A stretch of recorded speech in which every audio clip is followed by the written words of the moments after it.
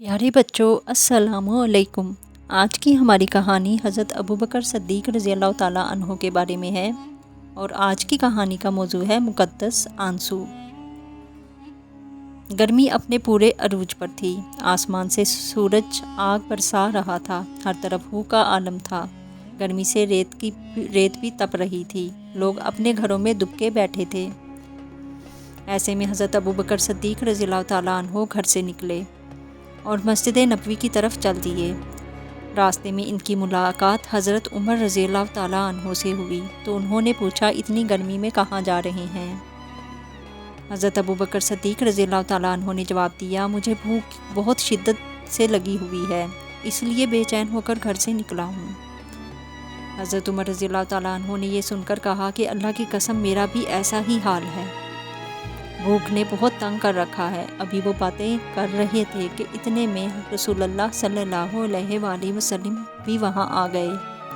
आप सल्लल्लाहु अलैहि वसल्लम ने उन दोनों से पूछा, क्या बात है, तुम दोनों इस वक्त यहाँ क्या कर रहे हो?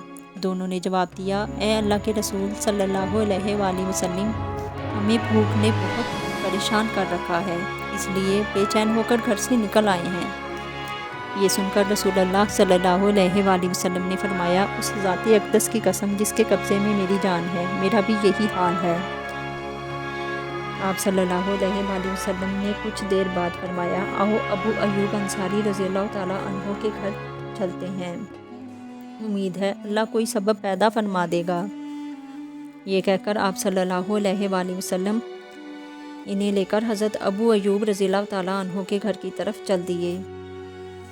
हज़रत अबू अयूब रज़ी अल्लाह ताला अन्हो अपने घर में रसूलुल्लाह सल्लल्लाहु अलैहि वसल्लम के लिए खाना या दूध रखते थे, मगर आज चूँकि देर हो चुकी थी इसलिए खाना और दूध ख़त्म हो चुका था।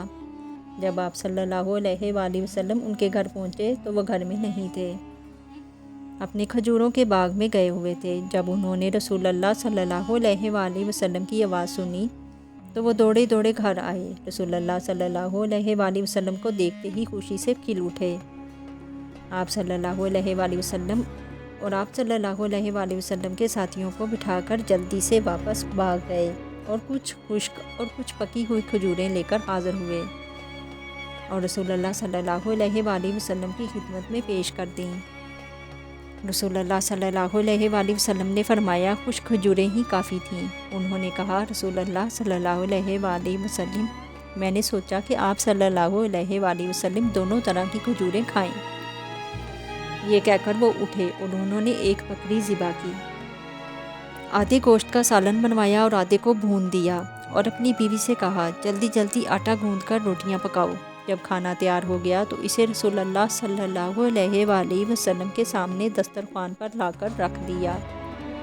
खाना देखकर आप सल्लल्लाहु अलैहि वसल्लम की आंखों में मुक़द्दस आंसू भर आए और आप सल्लल्लाहु अलैहि वसल्लम ने फरमाया, यही वो नेमतें हैं क़यामत के दिन जिनके मुतल्लक़ तुमसे सवाल होगा।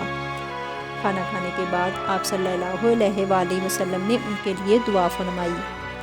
फिर हज़रत अबू बकर सिद्दीक़ रज़ी अल्लाह ताला अन्हो और हज़रत उमर रज़ी अल्लाह ताला अन्हो के साथ वापस अपने अपने घरों को रवाना हो गए। इस कहानी से हमें ये सबक मिलता है कि राह हक़ में हमारे बड़ों ने, हमारे आका सल्लल्लाहु अलैहि वसल्लम और उनके सहाब ने कितनी कुर्बानियाँ दी हैं और भूख और प्यास को बर्दाश्त किया है।